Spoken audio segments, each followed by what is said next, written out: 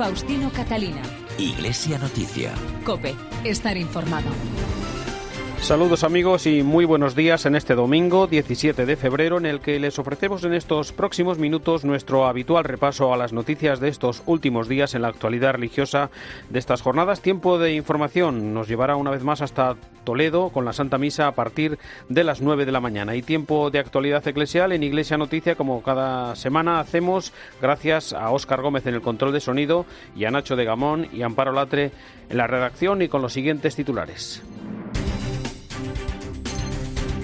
Joseba Segura ha sido nombrado nuevo obispo auxiliar de Bilbao, diócesis de la que era actual vicario general. Los obispos de Cataluña han expresado su vergüenza y dolor por los casos de pederastia y se comprometen a actuar con más determinación para proteger a niños y adultos vulnerables. La Hermandad Obrera de Acción Católica pide que los compromisos del diálogo social se concreten con urgencia para mejorar la vida de los trabajadores y sus familias. Francisco ha nombrado nuevo camarlengo al cardenal Kevin Farrell, prefecto del Dicasterio para los laicos, la familia y la vida. En la sede de la FAO ha pedido la promoción del desarrollo rural para vencer la batalla contra el hambre y la miseria. El jueves comienza en el Vaticano el encuentro de 4 días convocado por el Papa con los presidentes de las conferencias episcopales de todo el mundo para reflexionar y orar sobre los casos de abusos a menores. El obispo de Ávila, José María Gil Tamayo, ha sido elegido nuevo presidente de la Fundación Las Edades del Hombre, que ha presentado su nueva exposición Ángeli. Abrirá sus puertas en el mes de abril en la localidad burgalesa de Lerma. Iglesia Noticia. COPE. Estar informado. Comenzamos el informativo de hoy con el nombramiento de Joseba Segura como nuevo obispo auxiliar de la diócesis de Bilbao, donde era hasta ahora el vicario general. Tiene 60 años, es licenciado en Psicología por la Universidad de Deusto y ha cursado un máster en Economía en Boston. Además de vicario de Pastoral Social y delegado de Cáritas en Bilbao, durante 12 años ha trabajado como misionero en Quito. Más datos desde COPE Bilbao, Eloísa Santiago. Al nuevo prelado, Joseba Segura Echezarraga, esta nueva responsabilidad, la de obispo auxiliar de Bilbao, le pilla un poco por sorpresa. Nos decía en sus primeras palabras, se ha mostrado agradecido al Papa Francisco y a la Iglesia que le han metido, dice, en este lío, confiado pero también un poco preocupado. ¿Cómo me siento? Pues la verdad un poco preocupado, pero también con confianza. Preocupado primero porque son muchos cambios en mi vida en poco tiempo. Todos sabemos que la situación de la Iglesia no es fácil. Nuevos retos, algunas dificultades importantes y sobre todo la necesidad de resituarnos en un contexto social muy distinto a aquel en el que vivieron nuestros padres. En la actualidad, vicario general de Bilbao, este bilbaíno de 60 años ingresó en el seminario a los 17 años, psicólogo, doctor en teología y máster en economía. Fue ordenado sacerdote en 1985. Su ministerio sacerdotal lo ha desarrollado en Baracaldo, en Deusto y San Ignacio. Ha sido delegado episcopal de Cáritas, de Pastoral Social, miembro del Consejo de Pastoral Diocesano y desde 2006 hasta el año pasado estuvo en Ecuador trabajando pastoralmente en Quito como miembro de Cáritas Nacional de Ecuador, hasta que Monseñor Iceta le llamó para regresar y ser nombrado en diciembre vicario general. La ceremonia de ordenación de Joseba Segura tendrá lugar el 6 de abril a las 11 de la mañana en la Catedral de Santiago. Tras la última asamblea de la Conferencia Episcopal Tarraconense, celebrada el lunes y martes, los obispos catalanes han emitido una nota en la que expresan su vergüenza y dolor por los casos de pederastia. Se comprometen a investigar los hechos pasados y denunciarlos, actuando con más determinación para proteger a niños y adultos vulnerables.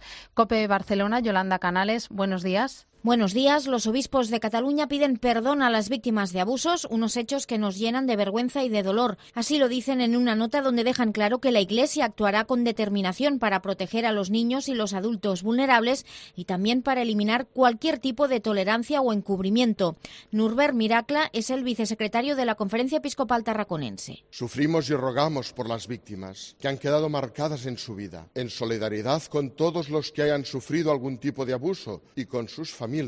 Nos comprometemos a colaborar en el esclarecimiento de los hechos del pasado y encontrar la manera de ayudar a las víctimas en su restablecimiento. También piden en esta nota que el próximo 6 de marzo se rece especialmente por las víctimas de los abusos. Pedimos que en todas las celebraciones religiosas de nuestras diócesis, el próximo miércoles de ceniza, día 6 de marzo, al iniciar la Cuaresma, que es tiempo de conversión, se rece y se ayune de una manera especial por las víctimas de los abusos. Y hacemos nuestra la firme determinación del Papa Francisco, que señala que el abuso sexual es un pecado horrible, completamente opuesto y en contradicción con lo que Cristo y la Iglesia nos enseñan. Los obispos catalanes también dejan claro que adoptarán rigurosas medidas de prevención para evitar que se vuelvan a repetir casos de abusos y también han querido poner en valor la dedicación de sacerdotes, religiosos o de educadores a quien se les tiene que defender, dicen, de la sombra de sospechas generalizadas.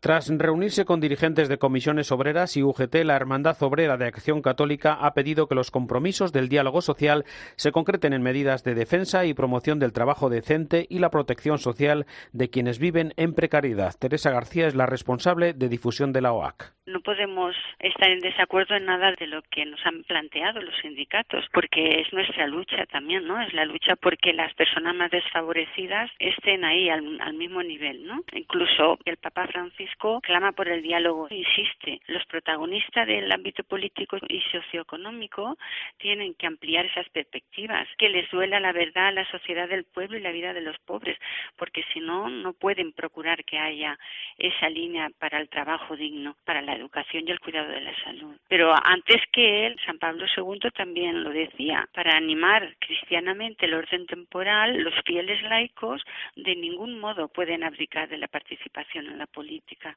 Por eso esa insistencia, ¿no?, de que el diálogo social y la mesa vaya hacia adelante.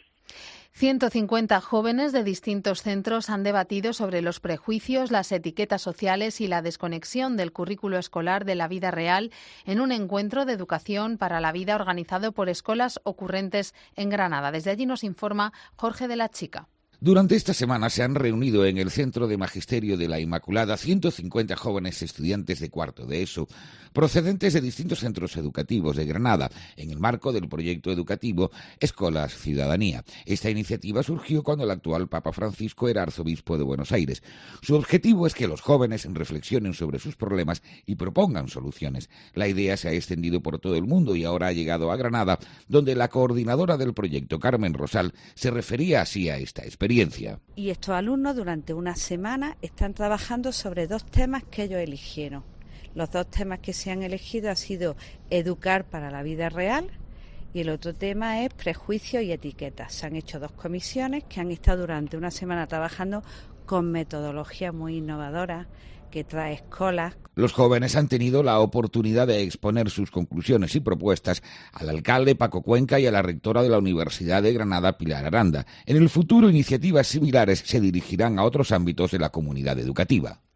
Ante la despoblación de algunas diócesis como la de Sigüenza, Guadalajara, con más de 12.000 kilómetros cuadrados y 470 parroquias, se trabaja ya en la puesta en marcha de nuevas unidades parroquiales para una mejor atención pastoral a los fieles. Su obispo es Atilano Rodríguez, en declaraciones a COPE Guadalajara en su 20º aniversario. La despoblación nos obliga a plantear una pastoral abierta, una pastoral más misionera, como nos dice el Papa Francisco. Y para plantear ese tipo de pastoral hemos de superar el ámbito de la parroquia y abrirnos a un planteamiento en donde otras parroquias o miembros de otras comunidades parroquiales se reúnan también fundamentalmente para plantearse y preguntarse qué podemos hacer en esta zona y en esta realidad concreta para evangelizar hoy. Con las unidades pastorales lo que pretendemos fundamentalmente es el encuentro de cristianos de distintas parroquias para reflexionar juntos, descubrir las dificultades y desde ahí emprender caminos de futuro que nos ayuden a atender lo mejor posible desde el punto de vista humano y espiritual a las personas que aún quedan y que aún viven en los pueblos. El próximo 9 de marzo tendrá lugar en Oviedo la ceremonia de beatificación de Ángel Cuartas Cristóbal y 8 compañeros mártires asesinados por odio a la fe entre 1934 y 1937. Iglesia Noticia. COPE. Estar informado. Pues no sé qué comer hoy. Una mujer de este siglo indecisa. Pues no sé qué comer hoy. Una mujer de este siglo sin recursos. Muchas mujeres de hoy no son la mujer del siglo XXI que imaginas. Llama al 900-811-888 y colabora con Manos Unidas.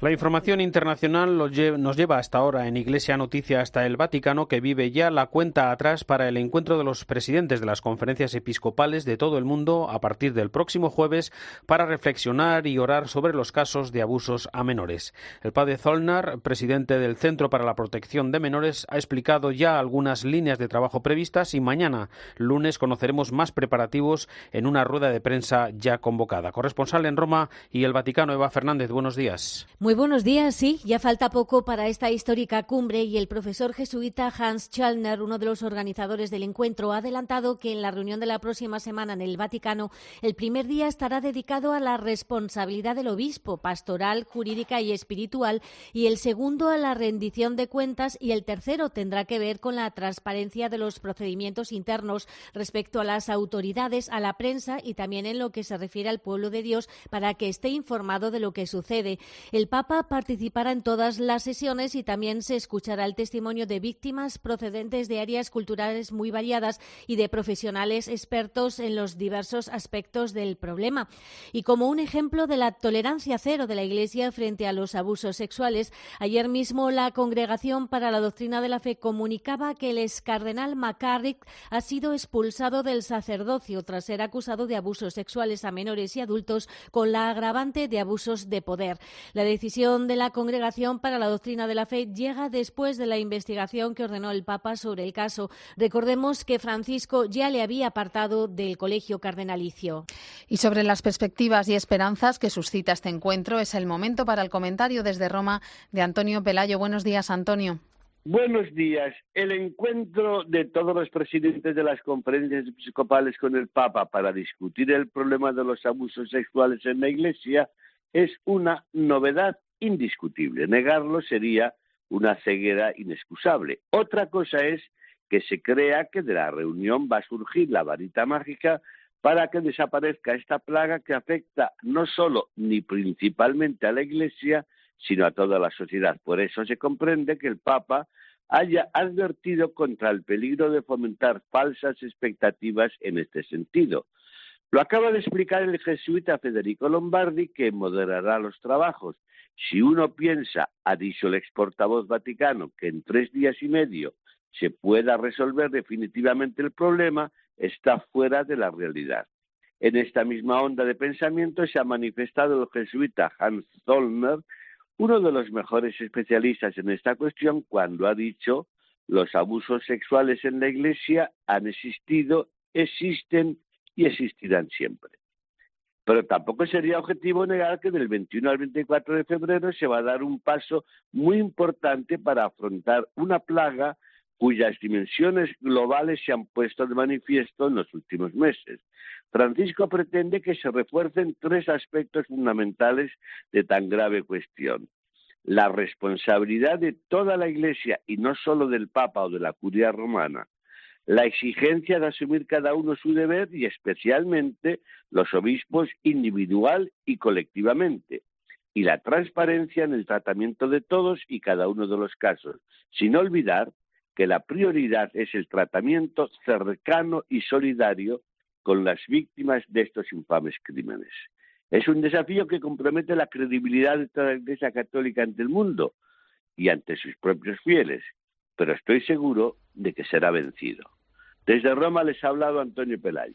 Gracias, Antonio. Volvemos de nuevo con Eva Fernández para contarles que esta semana se ha anunciado la próxima canonización del cardenal Newman. Además, el jueves el Papa Francisco pidió en la sede de la FAO de Roma una mayor promoción del desarrollo rural para vencer la batalla contra el hambre y la miseria en el mundo, y conocimos el nombre del nuevo camarlengo nombrado por el Papa, cargo vacante desde el fallecimiento del cardenal Jean-Louis Tauran. El Papa no pudo ser más claro en su intervención ante el Foro Internacional de de Desarrollo Agrícola. El hambre se puede atajar, pero no parece que haya mucha voluntad de hacerlo. No se entiende, asegura Francisco, que buena parte de los más de 820 millones de personas que sufren hambre en el mundo vivan en zonas rurales que se dedican precisamente a la producción de alimentos.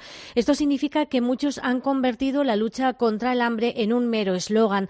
De ahí que el Papa pidiera a quienes le escuchaban que asuman su responsabilidad de forma práctica y definitiva. Exhorto a cuantos tienen responsabilidad en las naciones y en los organismos intergubernamentales, así como a quienes pueden contribuir desde el sector público y privado, a desarrollar los cauces necesarios para que puedan implementarse las medidas adecuadas en las regiones rurales de la tierra, para que puedan ser artífices responsables de su producción y progreso. También quiso reunirse con representantes de los pueblos indígenas. Les recordó que ellos no son ciudadanos de segunda y que el mundo no puede seguir posponiendo medidas que alivien las penurias producidas por la devastación, las guerras y las catástrofes naturales. Y efectivamente, la semana nos ha dejado también un importante nuevo nombramiento en la Curia Vaticana. El cardenal estadounidense Kevin Farrell, prefecto del Dicasterio para los laicos, la familia y la vida, será el nuevo camarlengo. Cuando fallece un papa o renuncia, el gobierno provisional de la Iglesia Católica pasa a manos del cardenal camarlengo, que debe administrar los bienes de la Santa Sede ayudado por 3 asistentes. También es quien se encarga de confirmar la muerte del papa y de sellar el apartamento pontificio. No olvidemos que cuando el papa muere o renuncia, cesan de sus cargos todos los jefes de los consejos pontificios o incluso el secretario de Estado. Solo permanecen el camarlengo, el penitenciario mayor y el vicario para Roma. En relación con la situación en Venezuela, recordamos que funcionarios vaticanos han recibido a una delegación del líder opositor, Juan Guaidó, mientras el Papa Francisco ha enviado una carta en respuesta al presidente Nicolás Maduro, que solicitaba la mediación del Vaticano en el país. Cuéntanos, Eva. La cercanía del Papa al pueblo venezolano y su preocupación por la crisis que atraviesa el país fueron los temas que se abordaron durante la visita que esta delegación realizó a la Secretaría de Estado Vaticana. Lo único que ha trascendido del encuentro es el comunicado emitido por el director ad interim de la Oficina de Prensa de la Santa Sede, Alessandro Gisotti, en el que se afirma que el Papa se encuentra muy cerca de los que están sufriendo directamente la crisis. El texto subrayaba la profunda preocupación del pontífice para que se encuentre urgentemente una solución justa y pacífica para poder superar la crisis en el respeto de los derechos humanos y buscando el bien de todos los habitantes del país, evitando un derramamiento de sangre. Respecto a la carta que el Papa ha escrito a Maduro, la Santa Sede no se pronuncia al tratarse de algo personal. Se han filtrado a la prensa algunos fragmentos en los que Francisco se refiere a que los deseos de mediación solicitados no fueron acompañados por acciones concretas, lo que ha impedido que el diálogo se desarrolle de manera fructífera y efectiva. Y, por supuesto, en la carta el Papa reitera la necesidad de evitar cualquier forma de derramamiento de sangre. Gracias, Eva. Y en Venezuela, recordamos, ha estado esta semana el equipo del programa La Linterna de la cadena COPE, donde recogieron el testimonio y el trabajo de la Iglesia con los más afectados por la situación que vive el país. Nos lo cuenta Rubén Corral. Los venezolanos tienen hambre. Comida para mis hijos porque no les tengo comida que darles. ¿Pero usted no ha comido? No me provoca comer, se me quita el hambre. Yo estoy puro hueso, mire. El obispo de Cúcuta, Monseñor Víctor Ochoa, se enfrenta cada día al reto de repartir casi 10.000 comidas. Sí, es un drama dantesco, casi la puerta del infierno. Reconoce que cada noche llora porque no puede ayudar a todo el mundo. El tener que decir no muchas veces te hace llorar, porque no tienes. Y tengo que enfocar mi servicio y mi trabajo a hechos y acciones muy puntuales, es dar de comer y dar de beber. Una persona con un cáncer, con un tumor, con una grave enfermedad, te duele no poder ayudar. El régimen de Maduro sigue bloqueando la entrada de ayuda humanitaria a un pueblo que se muere de hambre. Hay mucha tensión, sabemos que la oposición necesita hacer pasar la ayuda humanitaria llegada de los Estados Unidos. Ante esta situación, Monseñor Ochoa hace un llamamiento. No nos corresponde como Iglesia buscar la solución política. La Santa Sede tiene una neutralidad positiva, como lo ha dicho el cardenal Parolin. Hay que propiciar el diálogo, hay que propiciar la ayuda, hay que buscar una salida digna y humana para esta crisis, sin violencia y sin sangre. Además, Pide un deseo. Que tengan que comer. Por ahí comenzamos. Por ahí empezará todo. Luego advierte de que habrá que reconstruir Venezuela. Iglesia Noticia. COPE. Estar informado. Y en Iglesia Noticia volvemos de nuevo a la actualidad en España. El obispo de Ávila, José María Gil Tamayo, ha sido elegido por los obispos y arzobispos que conforman el Patronato de las Edades del Hombre como nuevo presidente de la Fundación para los próximos 4 años, donde sucede a Jesús García Burillo.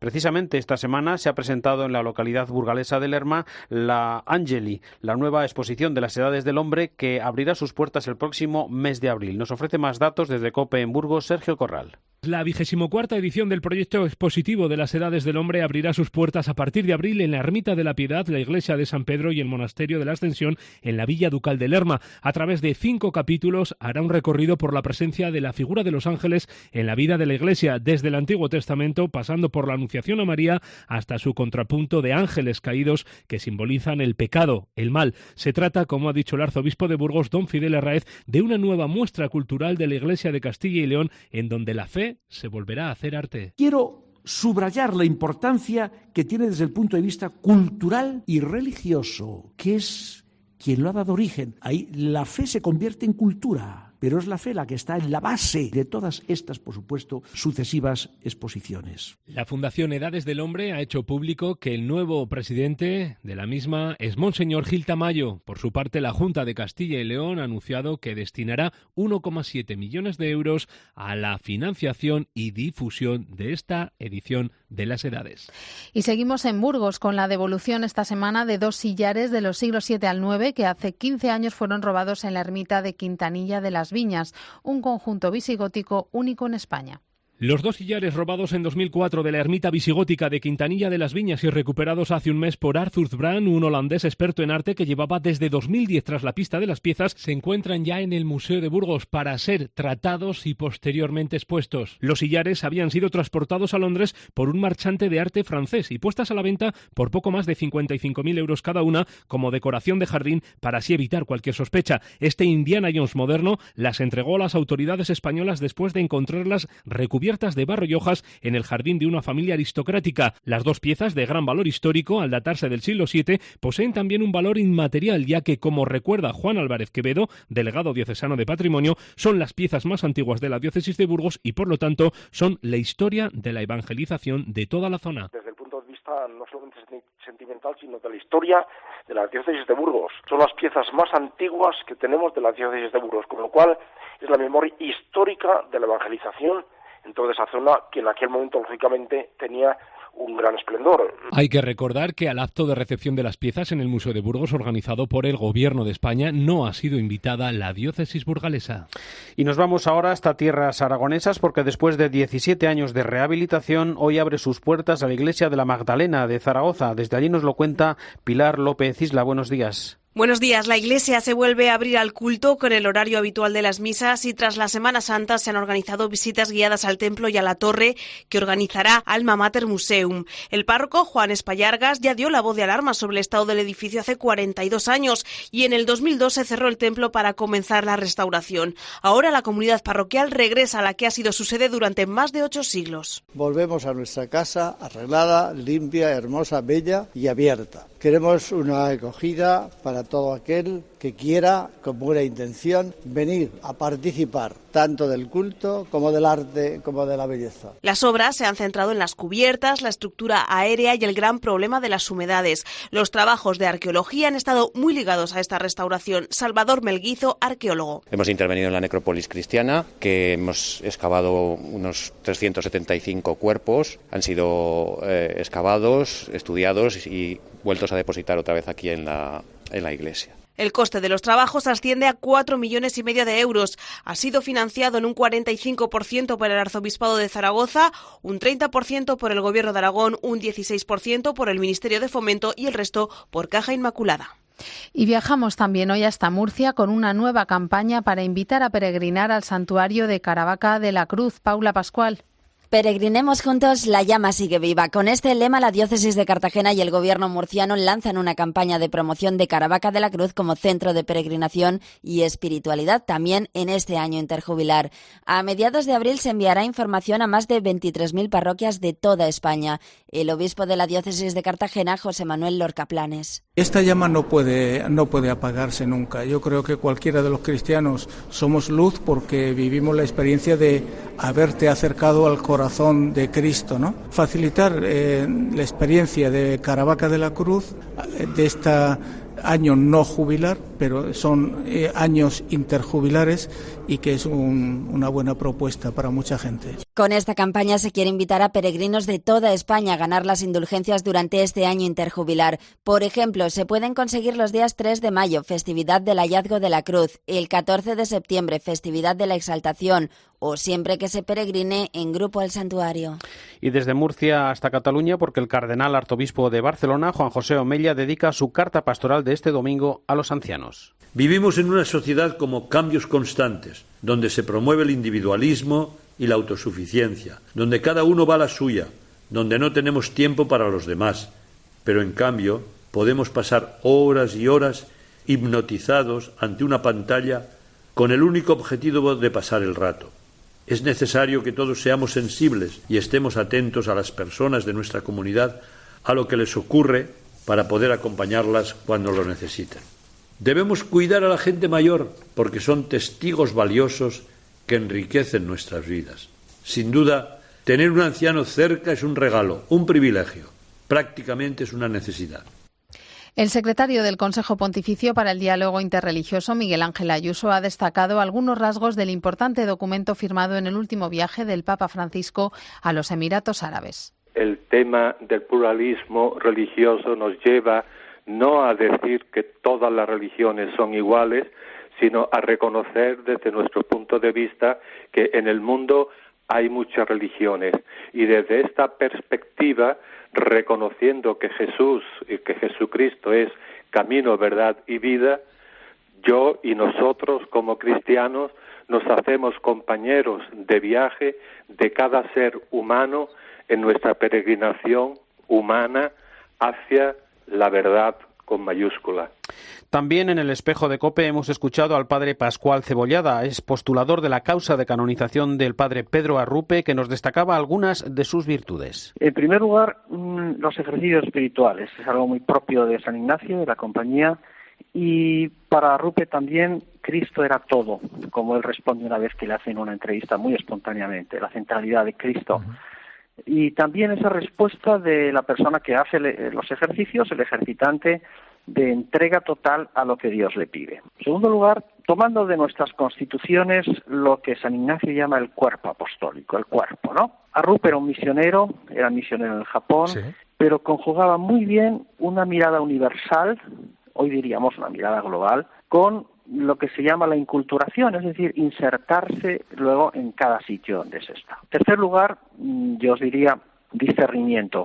Es una palabra que ahora está más de moda, que no inventa la Compañía de Jesús, evidentemente, ni San Ignacio, pero bueno, es muy propio de los ejercicios. También en el sentido de ver qué se hace en cada momento, de atender lo urgente, lo necesario, sobre todo a largo plazo, y de estar donde otros no llegan. Eso es muy propio de la compañía y el padre Arrupe lo apoya muchísimo.